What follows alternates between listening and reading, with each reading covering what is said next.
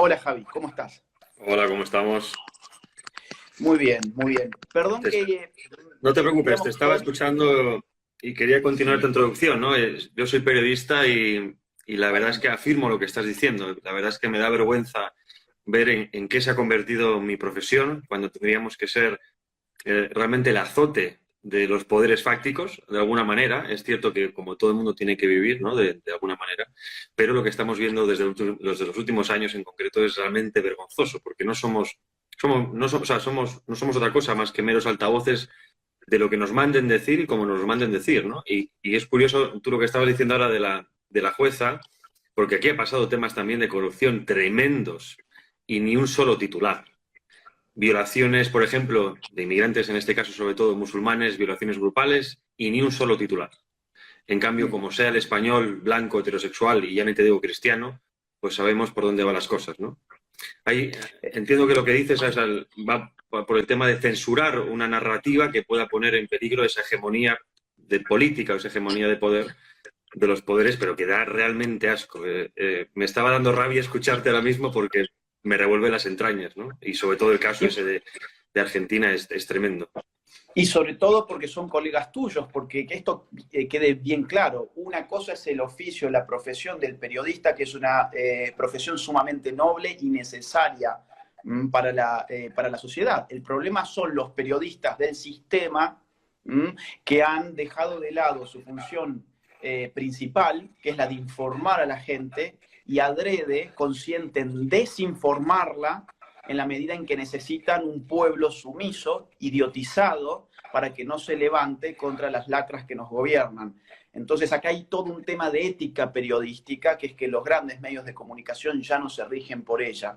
Pero bueno, dejando ese tema de lado, yo quisiera entrar en los próximos 50 minutos a hablar sobre la nueva derecha,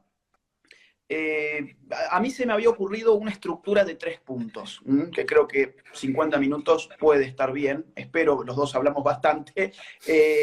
Yo pensaba más o menos así. A ver, podemos empezar hablando sobre la supuesta derecha actualmente, lo que la gente comúnmente llama la centro derecha, o que en España se llama mucho mejor para mí como la derechita cobarde, por ejemplo, el PP, por ejemplo, Ciudadanos, por ejemplo, en Argentina el caso de Macri, el caso del PRO, en Chile el caso de Piñera, el caso de Colombia con Iván Duque.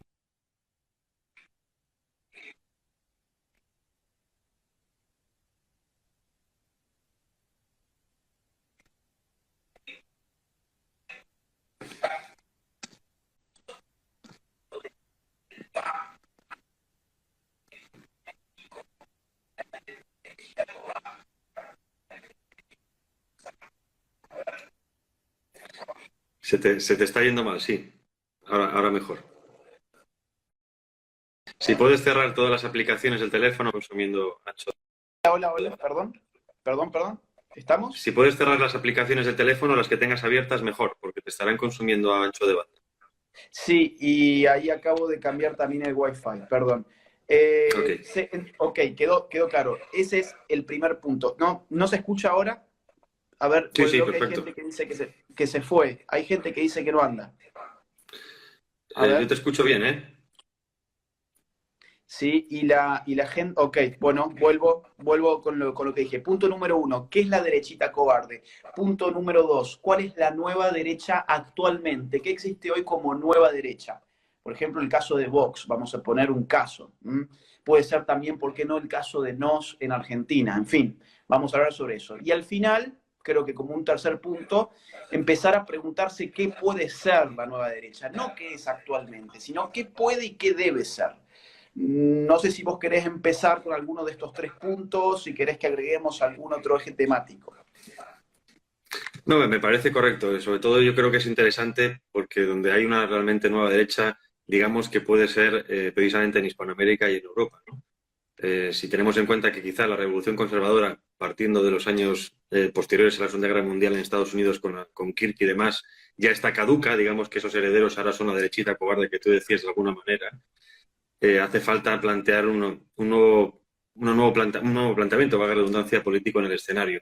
aunque tú lo que estabas diciendo ahora en España con tema de PP y Vox, perdón, y Ciudadanos, aunque se le llama de derecha, hay que saber quién está llamando a la derecha, porque resulta que la izquierda, y tu país también lo vives, se ha ido tan a la izquierda que cualquier cosa a su derecha es extrema derecha, ¿no? Y quizá lo que entendamos tú y yo, o mucha gente como nueva derecha, es lo que se considere hoy, según muchos medios, como esa extrema derecha. Ciudadanos realmente es casi un partido de izquierda patriótica, porque hablemos, en España está a favor de las políticas LGTB, está a favor de la hormonación de menores, y no solo eso, es un partido federalista. No cree en la unidad española, en la unidad central, sino en una federación tipo Estados Unidos. Y eso, en cuanto a planteamiento político en España, se considera mucho más de izquierdas, obviamente, que de derechas. Luego está el Partido Popular, que, pues por presiones o por cobardía, o Dios sabe qué, ha dejado esos postulados de la derecha. Recordemos que después de la transición o durante la transición con el franquismo, el PP abarcaba desde el centro a la derecha todo lo que había, es decir, desde el centro-derecha hasta los neofascismos o el fascismo reciclado, y ahora ya no es así, precisamente porque se ha movido hacia posturas mucho más liberales en el sentido progresista de la palabra, Sí. Y ha dejado un vacío ahí, ¿no? ¿Desde hace cuánto el PP ha tenido ese giro? A ver, para que la gente del otro lado, que no es de España, entienda. El PP es el partido tradicional de la derecha en España, que tradicionalmente uno cuando votaba a la derecha votaba al PP.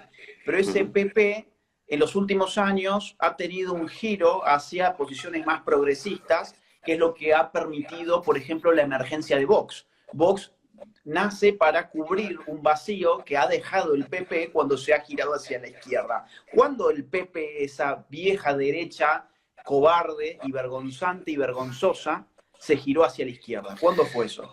Bien, recordemos, en el año 82 sube el Partido Socialista al poder, en el año 96 sube el Partido Popular de José María Aznar, digamos una derecha orgullosa de ser derecha, en el sentido estricto de la palabra, en cuanto a moral, a ética y a propuestas. Pero después vino el 2004 el atentado del 11M, un atentado nunca resuelto del todo, por cierto. Y ahí vemos cómo la izquierda utilizó ese atentado para dar la vuelta al tablero de juego. Y en ese momento ahí es cuando el PP se acobarda, o digamos que ve una marea contra ellos por el tema de la guerra de Irak, etcétera, etcétera, que no sabe sobreponerse. Y ahí es donde después tenemos el zapaterismo, donde ya se empiezan a meter las políticas de ideología de género, aborto, etcétera, etcétera, a nivel masivo. Y entonces después vino Mariano Rajoy, que era como la mano derecha de Aznar entonces, pero ya vino como una derecha suave. Recordemos que después vino con mayoría absoluta. Es decir, el PP podría haber derogado todo tipo de leyes, desde la ley de violencia en género, la ley de memoria histórica, el aborto. Podía haber hecho maravillas en cuanto a su postulado político se trata, pero no hizo absolutamente nada. No tocó ni un solo punto de esas leyes. De hecho, bueno, como siempre hace, dice que se escuda en la justicia y, bueno, mandó la ley del aborto al Tribunal Supremo, que todavía estamos esperando a que declare sentencia. Estamos hablando ya de hace hace más de 10 años más o menos, ¿no? Entonces ahí es un momento en el que se pierde esa derecha y deja vacío a la derecha que tenemos ahora, que podríamos decir que está representada por Vox, ¿no? Es algo bastante similar a lo que pasó en Argentina con el caso de Macri. A ver, en Argentina la derecha no existe desde hace mucho tiempo. La derecha, digamos, desde la vuelta de la democracia puede haber sido la UCD, sin lugar a dudas, que era una mezcla de nacionalistas con liberales, con conservadores. Ahí estaba presente, por ejemplo, el tema militar, la reivindicación de las Fuerzas Armadas, estaba la reivindicación de una economía más tendiente a un libre mercado y una defensa de valores tradicionales. O sea, la derecha en sus tres vertientes de liberalismo de derecha, de conservadurismo y de nacionalismo patriota en ese sentido, porque sé que en España significa otra cosa, estaba presente en la UCD. La UCD después tuvo una alianza con Menem, los 90 fueron, yo creo, digamos, de una matriz peronista tirada hacia la derecha, y después lo que siguió como derecha en Argentina fue en verdad una tecnocracia, que fue la de Macri. Toda la gente, o bueno, no digamos toda, pero mucha gente votó a Macri con la convicción de que estaba frente a un proyecto de centro derecha, y después nos encontramos un Macri que hizo exactamente lo que vos estás comentando sobre el PP, es decir, concedió toda la agenda cultural al progresismo es el que trajo el tema aborto al Congreso de la Nación Argentina, es el que empezó a inyectar más que nunca ideología de género en las cuestiones del Estado, la cuestión de la ESI, o sea, todo esto obviamente venía ya del kirchnerismo, pero él podría haber echado a la basura ese proyecto cultural y no lo hizo en absoluto.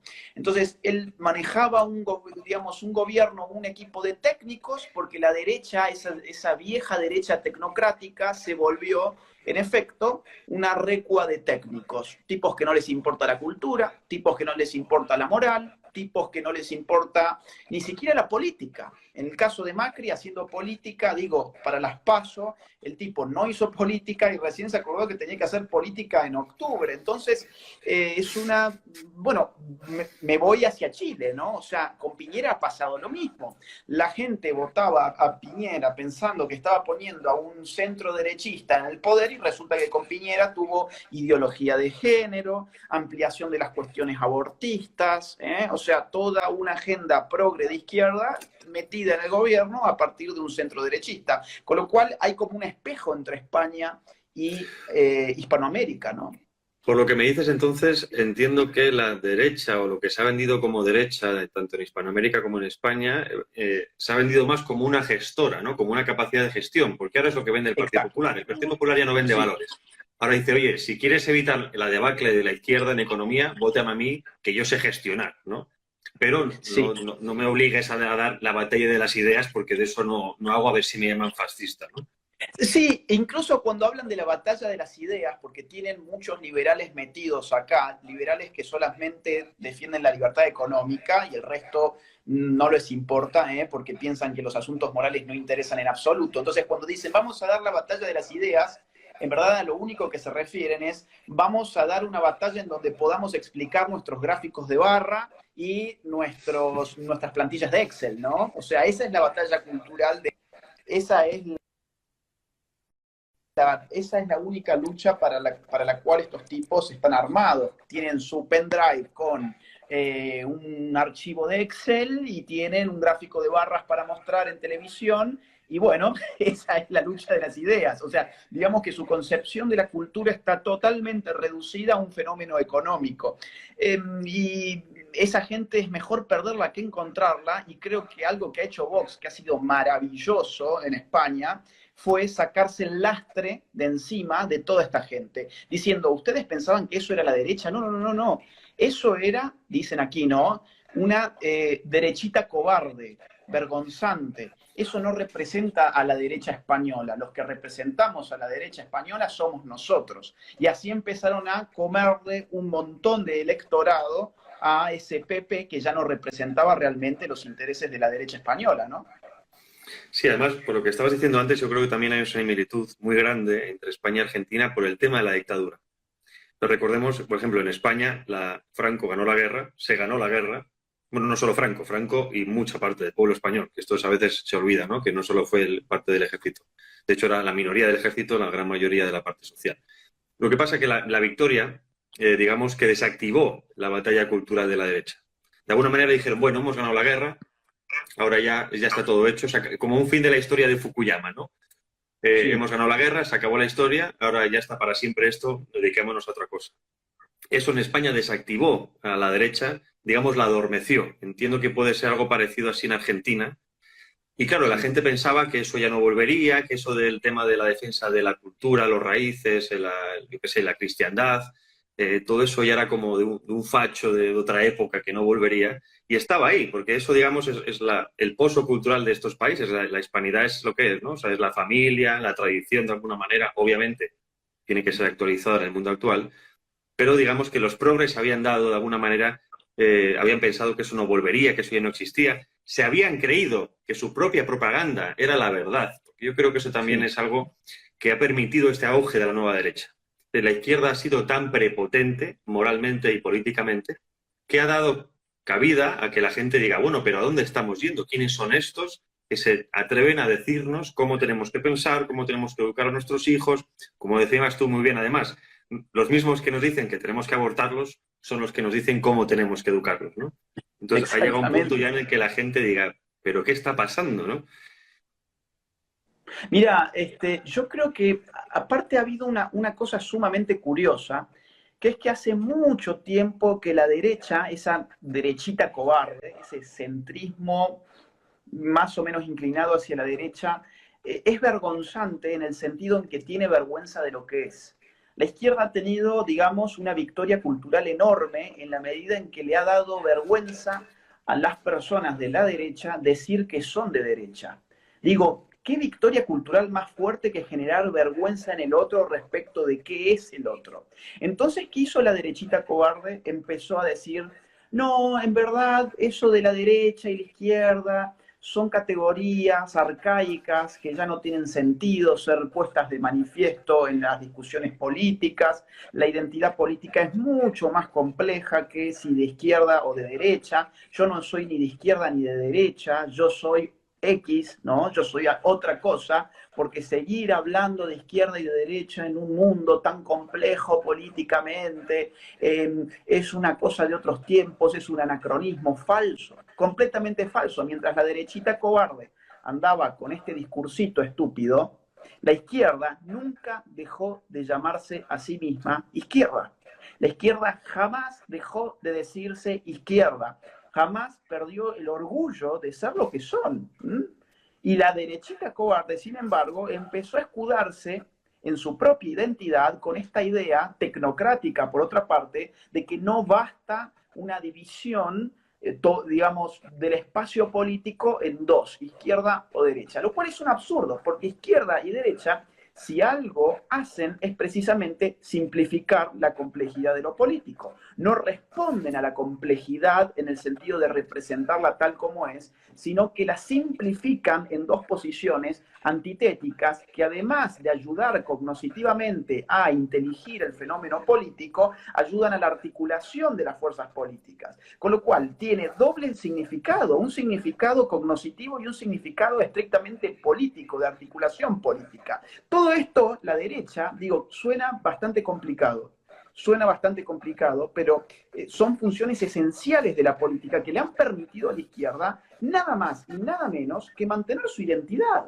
Decirte, a ver, imagínate que a vos te dijeran, Javier, no vas a poder decir más que sos español. Eso de ser español es una simplificación. ¿Cuántos países hay en el mundo? Hay más de, qué sé yo, 180, y vivimos en un mundo globalizado. Vos tenés un celular que ni siquiera ha sido hecho en España, usás tecnología que te viene de China, mirás películas de Estados Unidos y vos te decís español y vos dirías, bueno, sí, ¿para qué me voy a decir español? Si mirá lo que es la complejidad del mundo y yo pensándome español. ¿Qué hicieron con vos? Te anularon tu identidad. En la política pasa lo mismo. Digo, no saber qué sos en política es un gran problema. Es un gran problema. Ahí me gusta mucho un autor español, de hecho fue el último filósofo que creó un propio sistema, un sistema propio, ¿no? Filosófico. Bueno. Se llama Gustavo Bueno, Sí. que influyó mucho precisamente también en el auge o digamos el germen de lo que ahora es Vox. Y tiene dos libros que lo recomiendo aquí a todo el mundo, que es El mito de la izquierda y El mito de la derecha. Y explica cómo después de la revolución masónica de 1789 de Francia, precisamente se creó la izquierda y la derecha. La izquierda como revolucionarios frente al régimen anterior y la derecha como conservadurismo de alguna forma de ese antiguo régimen. Y digamos que eso ha sido siempre la izquierda y la derecha, es decir, los revolucionarios que intentan llevar a un lado y los conservadores que intentan conservar lo que había.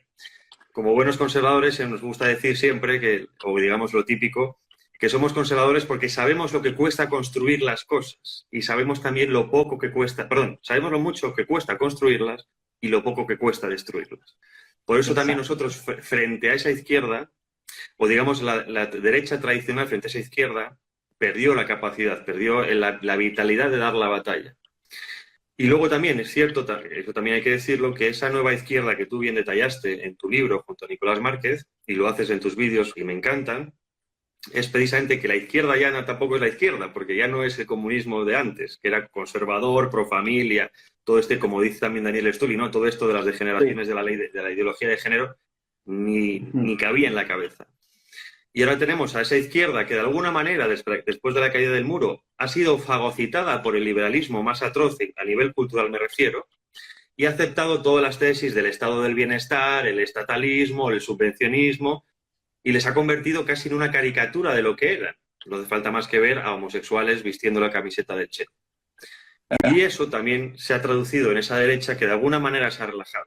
Y creo que ha permitido a ambas posturas crear esas nuevas tendencias. Entonces, frente a esa nueva izquierda, tenemos esta nueva derecha, que de alguna manera va más allá de la derecha tradicional, deja de lado ciertos postulados de un antiguo régimen y se plantea en el mundo globalizado. ¿Y cuáles son los problemas de este mundo globalizado? Que esto es lo que tú querías tocar, ¿no? Que yo creo que es lo importante de esta nueva derecha. Es decir, ¿cuáles son los nuevos retos? En España todavía tenemos un grupo de extrema derecha, por así llamarlo, digamos, latente en cuanto al régimen, que sigue planteando cuestiones de hace 80, 90 años, con las soluciones de hace 80, 90 años. Y eso, obviamente, eso está muerto. Y si no está muerto, debería estarlo. Porque no están dando solución a mucha gente que, aunque quizá pueda tener esa estructura de valores, no está viendo que tenga representantes, ¿no? Y entonces ahí es donde entra esa nueva derecha en Europa. Por ejemplo, uno de los visibles, y además a ti te gusta mucho como autor, es Alain de Benoit, francés, que explica precisamente que, digamos, que la Europa nueva, o esa nueva derecha europea, tiene que pasar por la defensa de las raíces culturales de Europa, bien sea a través del paganismo anterior, pero después el cristianismo, y luego la defensa de las identidades culturales. Es decir, Europa, yo soy euroescéptico, que eso no significa que sea eurófobo. Eso quiere decir que yo creo en una Unión Europea que respete y valore la tradición cultural de Europa y sus pueblos. Pero a mí me parece perfecto que yo pueda bajar libremente por Europa. Porque nos enfrentamos a contra eso está la izquierda europea, que es la que domina Bruselas, que es la que no quiere que haya fronteras, una especie de eurocomunismo, que es lo que llaman, que aboga por la ideología de género, la destrucción de las identidades, la destrucción de soberanía. Y frente a eso están partidos como Vox, está Fidesz en Hungría, comandado por Orbán, ha crecido el grupo de Visegrado en Europa del Este, tenemos Alternativa für Deutschland en Alemania, tenemos lo que era antes el Frente Nacional, ahora Reunión Nacional, Rassemblement Nacional en Francia, y entonces están saliendo estos partidos como setas porque hay una demanda del pueblo, que yo creo que también es lo que tú has sabido, o digamos, tú eres una de las más visibles en tu país, en Argentina, ¿no? Una demanda del pueblo de referentes intelectuales, políticos, informativos, como queramos llamarlo, que guíen, que puedan dar alternativas a ese pueblo que estaba cojo y que estaba siendo violado intelectualmente por una izquierda que se sentía de alguna manera dueña y señora de la tierra, ¿no?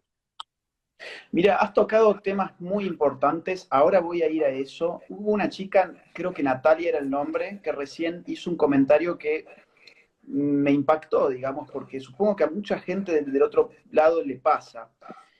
Decía en su comentario Natalia que a ella, por decirse de derecha, en un grupo la habían insultado, le habían hecho bullying y no sé qué otra cosa más. Yo les diría, bueno, lo que tiene que hacer ese bullying con uno es reforzar la propia identidad, ¿no?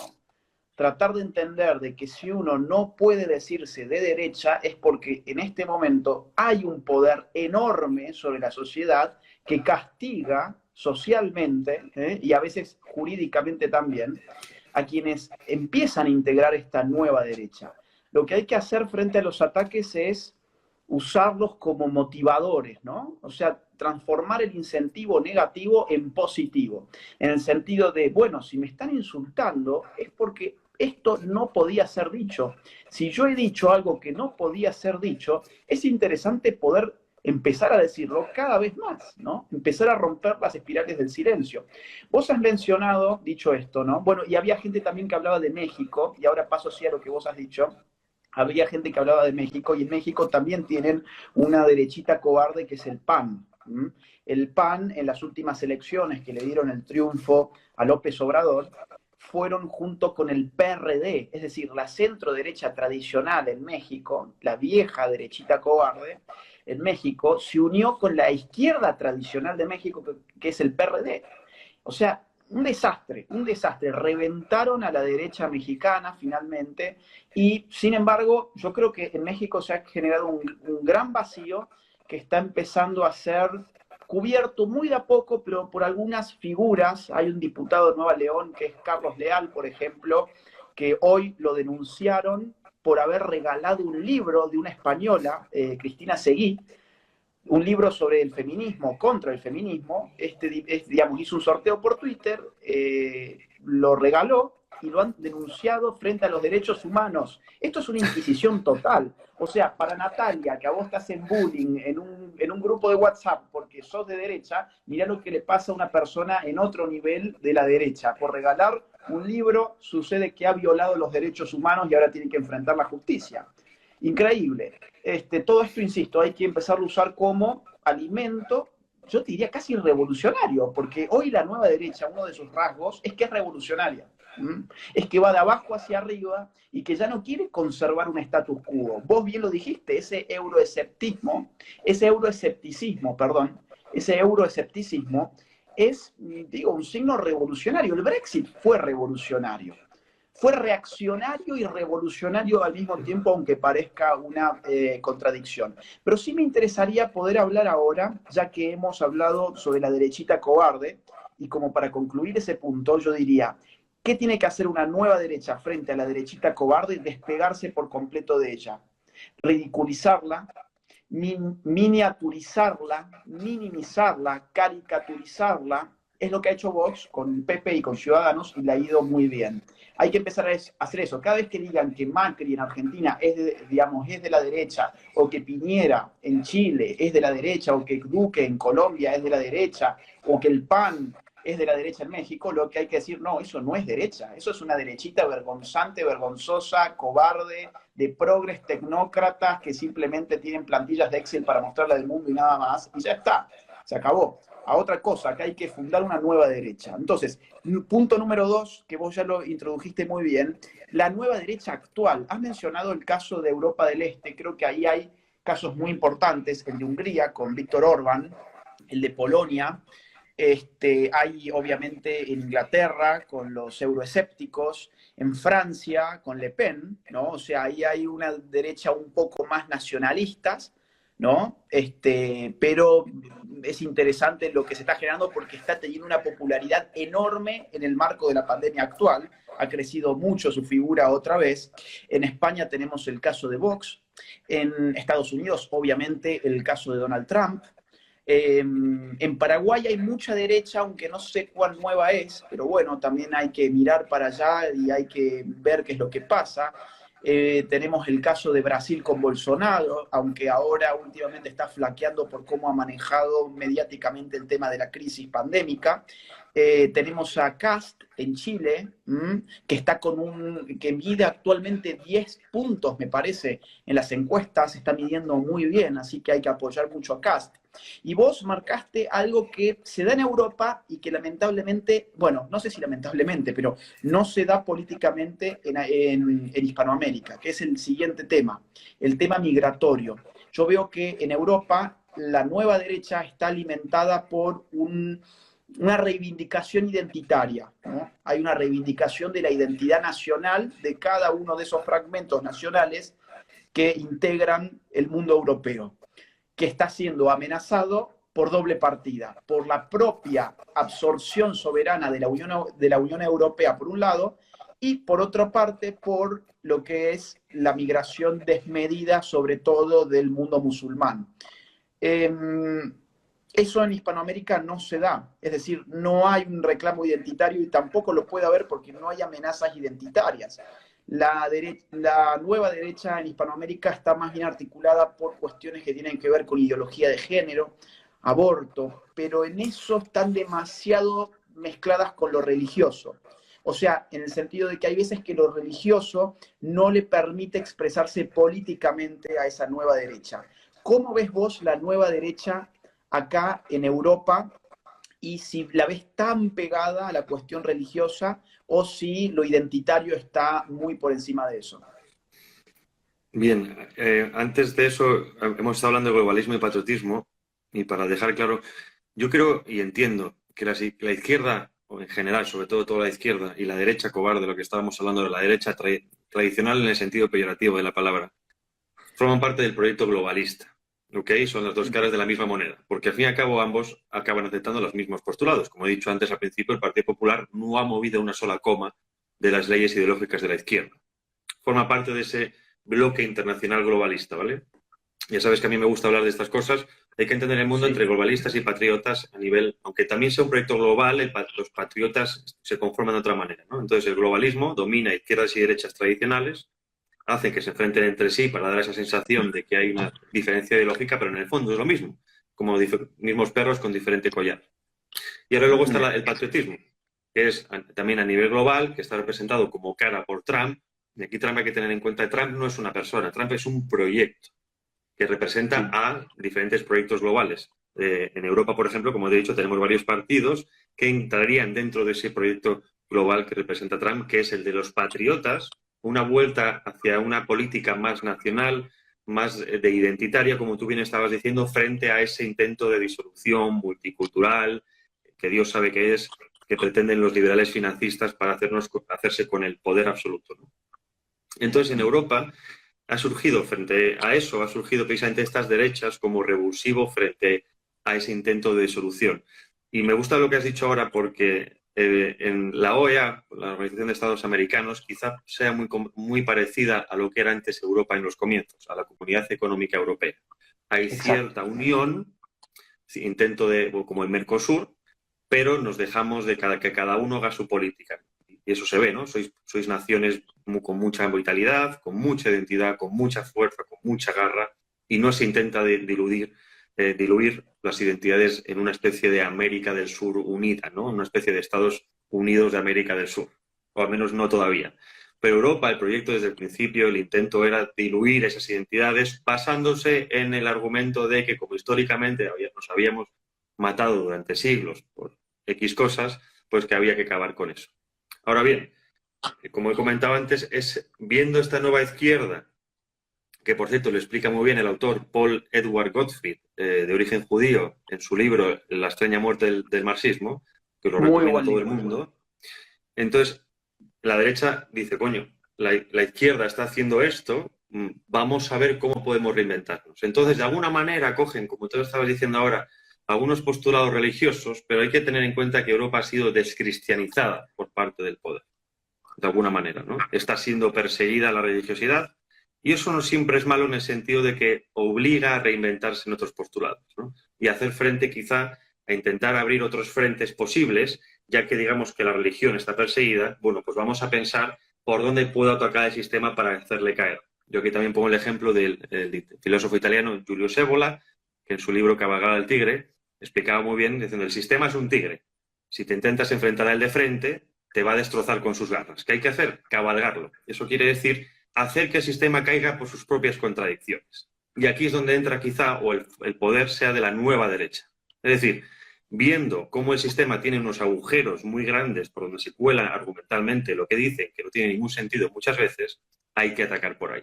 Hay que atacar por la inmigración, que nos dicen que es porque no hay, como no tenemos hijos, hay que traer masivamente inmigrantes para que nos paguen las pensiones. Pero resulta que son los que han fomentado el aborto, no fomentan políticas de natalidad y cuando vienen los inmigrantes no tienen, o en gran parte, no tienen trabajo porque el sistema económico actual no da más de sí, tenemos 5 millones de parados, no se les atiende, se están generando guetos culturales que a la vez están generando guetos legales, porque hay que tener en cuenta que entre el eje franco-alemán europeo, que es la base de Europa, hay realmente sitios donde la policía ni entra. En Francia hay sitios donde la policía no se atreve a entrar porque prácticamente gobierna la Sharia, la ley islámica, y allí no se toca. O sea, hay sitios ya en Europa que no son Europa. Y entonces, Londres, claro, Londres, por ejemplo, la primera capital europea con un alcalde no europeo, que en concreto es pakistaní, Khan. Y eso está pasando en el resto de Europa. Cuando mayor sea, y no me estoy metiendo con el Islam en cuanto a religión, el Islam en su sitio, perfecto, ¿no? Lo que estoy diciendo es que cuando importas, porque estás importando una cultura exógena a la tuya, y esa empieza a crecer, no hay forma de entenderse porque va a querer imponerse frente a la que estaba. Y ahí es donde quizá la nueva derecha tenga esa fuerza que está diciendo. Porque está diciendo, oiga, señores, fijaos lo que está produciendo estas políticas de esos liberales de izquierdas que nos han vendido durante siempre que Europa era el faro de la democracia y de los derechos humanos, ¿no? Y ahí es donde exactamente tiene que dar. Y ahí está, de hecho, la cuestión naif de ese liberalismo de izquierda que no advierte, claro, porque para ellos no, bueno, todo se puede, digamos, todo se reduce a un único principio, que es la libertad individual. Bueno, digamos que para que la libertad individual sea una realidad, necesita fundamentos de distintos tipos, ¿no? O sea, no es que alguien dice, acá hay libertad individual y por lo tanto la hay. No, eso está en función de un montón de variables que van mucho más allá, por ejemplo, de establecer constitucionalmente la libertad individual. Con lo cual es interesante porque ellos dirán, bueno, no, nosotros no podemos violentar la libertad individual a que cualquier inmigrante ilegal se meta en tu país, pero al mismo tiempo, si vos tenés una preponderancia demográfica de personas que pertenecen a otra cultura radicalmente distinta de la tuya y que además se integran políticamente, en muy pocos años ya no vas a tener más las condiciones que en un primer momento hicieron posible esa libertad individual. Entonces, es como pegarse un tiro a uno mismo, es un suicidio político. Por eso, a ver, la otra vez alguien me decía, bueno, pero Vox, ¿qué opina de los extranjeros? Bueno, opina que se cumpla la ley, que un extranjero ingrese al país por migraciones, que le diga a un oficial público quién es, de dónde viene, cuántos días se va a quedar, en dónde se va a quedar, como cualquiera de nosotros cuando vamos a otro país. Tan simple como eso. En los estados de derecho se supone que el Estado está para hacer cumplir la ley.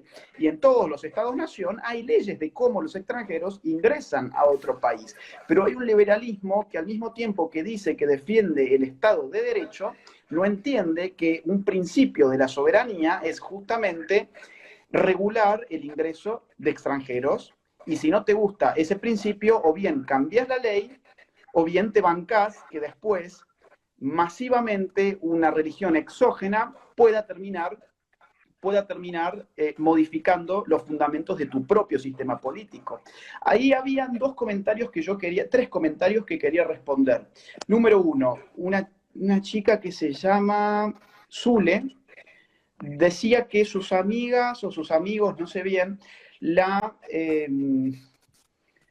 que se había quedado sin amigos por seguirme a mí en las redes. Yo te diría, Zule, que entonces no eran buenos amigos. O sea, te liberaste de gente que no eran amigos en absoluto. Así que no es que Eres un peligro, Laje. no tenías amigos de alguna manera. Buscate amigos que sean amigos de verdad, porque si tus amigos dejan de ser tus amigos por quien seguís en internet, entonces digamos que la calidad humana de ellos no era, digamos, algo digno de ser considerado.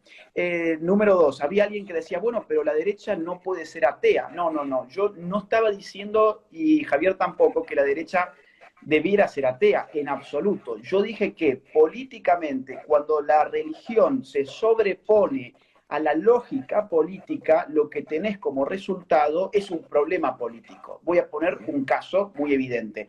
En Argentina, cuando en el 2018 nos levantamos contra la ley del aborto, por motivos religiosos se peleó la Iglesia Católica y la Evangélica. El resultado fue que cada iglesia terminó haciendo sus marchas por separado.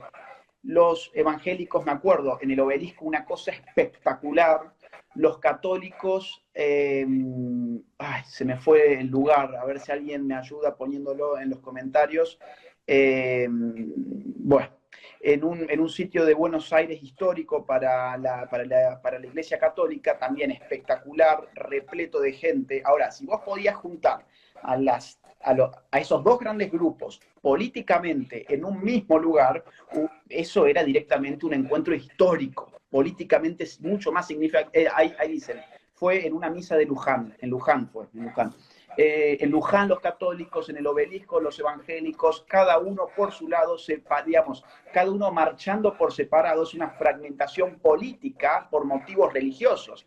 Eso a mí me parece un ejemplo muy claro de cómo cuando la religión se sobrepone a la política, no termina siendo política, sino una suerte de profesión de fe. Y eso políticamente es muy digamos, genera costos de oportunidad. La oportunidad en Argentina era histórica. Yo creo que esa hubiera sido la manifestación más importante de este siglo en Argentina, pero no se pudo. ¿Por qué? Porque, bueno, por todos los conflictos típicos de las iglesias. Entonces, Fíjense cómo pensaba esto la izquierda desde Gramsci, incluso desde Lenin. Lenin tenía el problema de cómo unir a la clase obrera con los otros estratos, con los soldados, cómo unir con los campesinos, cómo unir a la clase obrera con otra gente que no eran obreros. Esa era, digamos, el principal problema político. En Gramsci también ese es el eje de la cuestión, cómo unir a los obreros italianos del norte con los campesinos italianos del sur de Italia.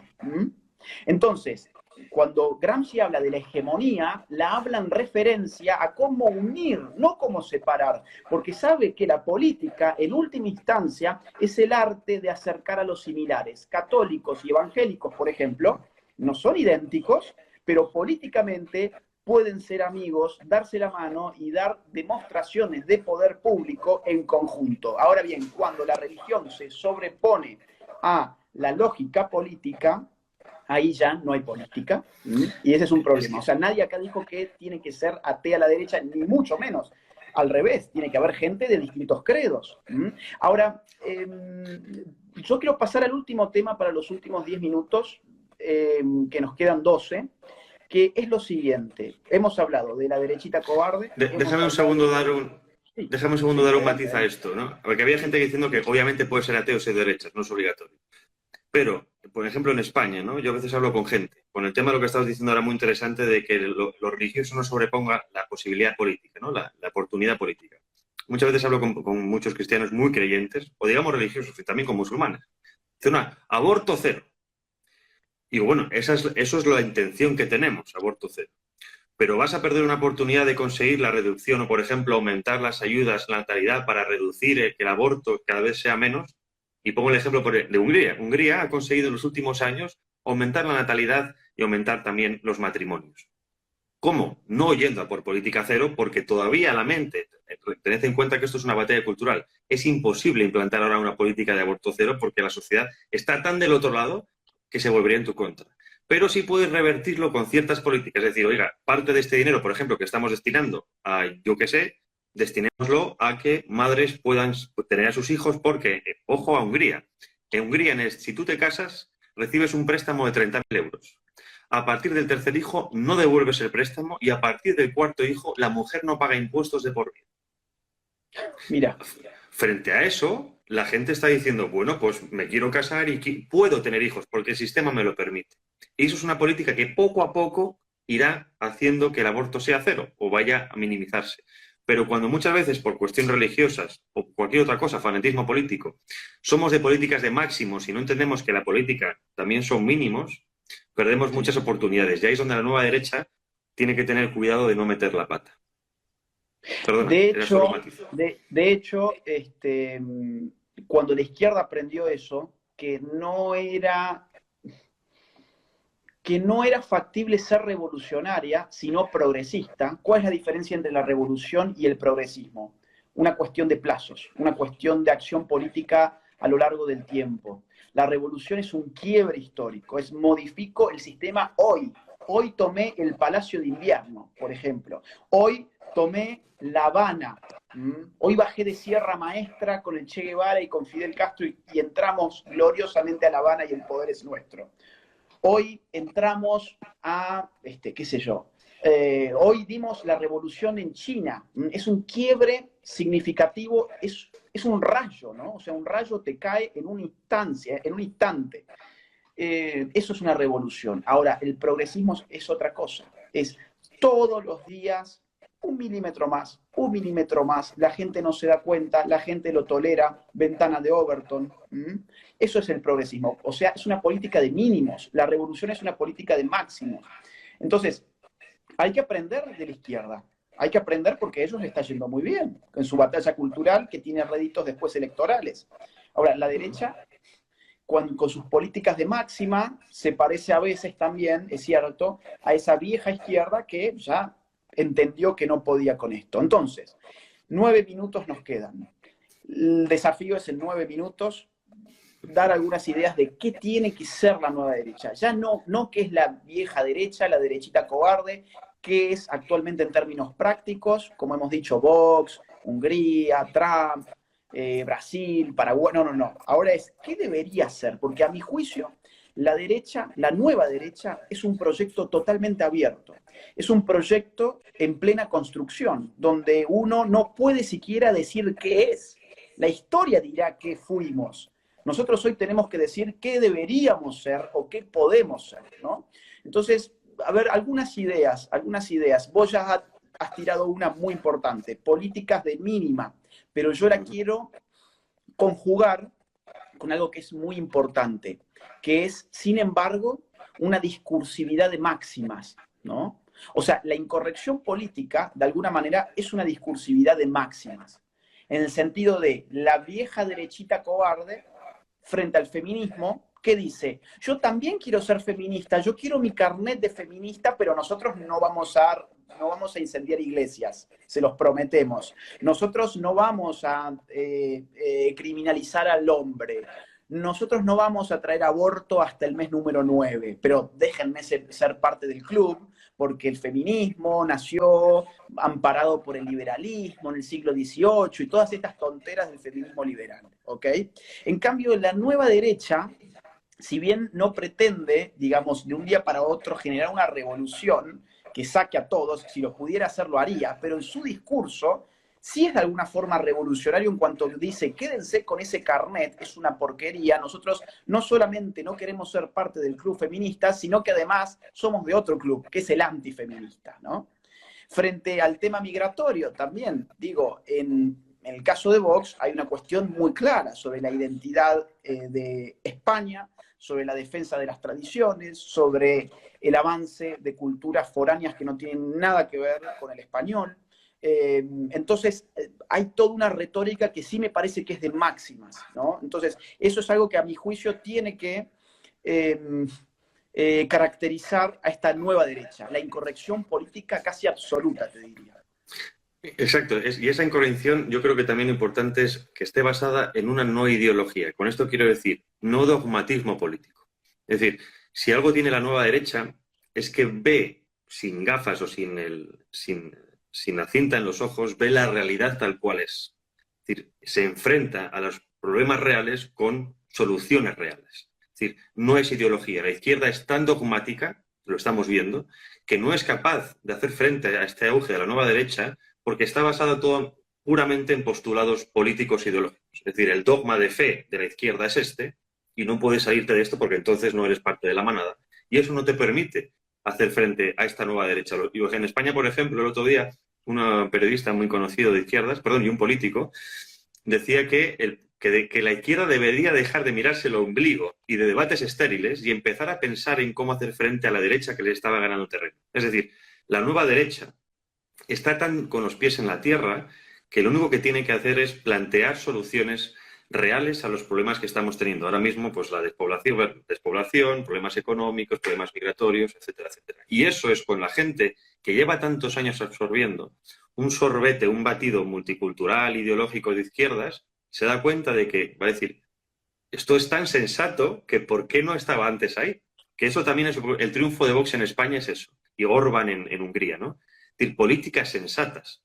O sea, a problema A, solución A. No a problema A, solución común, ¿no? Z. Eso es algo común, de sentido común, que parece, y no parece, no, lo estamos viendo, se ha perdido en las sociedades.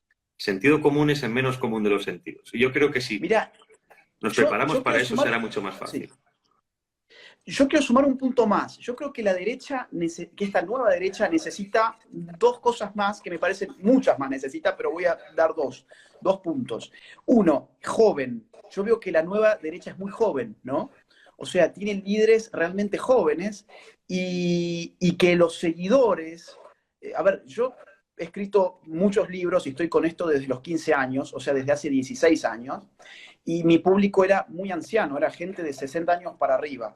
Hace 4 años mi público es de 30 años para abajo. Incluso vienen a mis conferencias chicos que tienen 14 años con sus padres y resulta que los padres han sido llevados por los hijos y no al revés. Entonces yo veo que la nueva derecha, por eso de revolucionario que tiene, es joven, apela a los jóvenes y ese es un punto que hay que seguir apostando para que eso siga siendo así, ¿no? Ahora, por otra parte, yo diría esta nueva derecha tiene que empezar a hablar al pueblo, tiene que quitarse todo ese vestigio aristocrático típico del conservadurismo, más que nada, no de la élite cultural que mira hacia abajo a la gente del llano, del pueblo, y empezar a hablar del pueblo, también a contrapelo de este discurso antipopulista berreta, ay no, el populismo, qué horror, ¿cómo va a hablar de pueblo? El pueblo no existe. Bueno, Que toda política es populista, por definición. bueno, en la democracia no hay, claro, o sea, te hace falta un pueblo, la propia palabra te lo dice, demos, kratia, kratos, poder, demos, pueblo, ¿no? O sea, apelar a una Exacto. política sin pueblo en la democracia es lo mismo que decir no quiero hacer política. Con lo cual, hace falta una derecha que empiece a hablarle al pueblo, que no tenga miedo de denunciar, digamos, que está allí para representar los intereses de un pueblo que no está siendo escuchado por una élite que además está compuesta por grandes magnates, por gente con mucho dinero, por gente con mucho poder mediático, por periodistas muy mediáticos, por gente de la farándula. Entonces, apelar a los sentimientos del pueblo es algo que me parece que la nueva derecha tiene que hacer, y cuando lo hace, las cosas electoralmente salen muy bien. Sí, señor. Creo que habrá que volver a hablar de ese tema porque la gente está encantada, está pidiendo una segunda parte, así que Bueno, hablaremos. sí, porque nos quedan 3 minutos. Si vos querés darle un cierre, No, no, nada más, ok, porque es que mejor no nada más. empezar porque si no, Mirá, no callamos. sí, voy a dar un mínimo cierre con algo entonces. Yo quiero poner un punto más sobre la mesa, que es, hemos dicho, la incorrección política, el problema de la identidad, que lo has dicho eso muy claramente con cómo se vive acá en Europa. Hemos dicho la juventud y hemos dicho la cuestión del pueblo. Y hay otra cuestión más que hay que sumar. El problema de la tensión entre lo global y lo patriota. El globalismo contra el patriotismo es fundamental en este momento, y esa tensión se va a poner cada vez más significativa. El proyecto de la nueva derecha es un proyecto totalmente abierto. De hecho, ha quedado abierto en un montón de sentidos en esta charla. Vamos a tener otra charla para poder seguir hablando de esto, para empezar a darle ideas a la gente y que la gente también vaya pensando ideas para esto, porque es un proyecto colectivo, no Sobre todo individualista. y que la gente Saquémonos tenga en del cuenta individualismo. que no luchamos porque odiemos lo que tenemos enfrente, luchamos porque amamos lo que tenemos detrás. Eso es el patriotismo. Yo amo mi país, no odio a otros países, amo el mío y quiero que siga siendo lo que yo he sido porque gracias a él soy lo que soy. Nada más. Exactamente, exactamente. Gracias a toda la gente que estuvo del otro lado. Esto seguramente, si alguien lo sube a internet, lo voy a estar subiendo también yo en mi canal de YouTube, así lo pueden En el mío también. volver Sí. a ver. Un fuerte abrazo, Javier, y un fuerte abrazo para toda la gente que nos ha acompañado a lo largo de esta hora. Hasta pronto. Chao.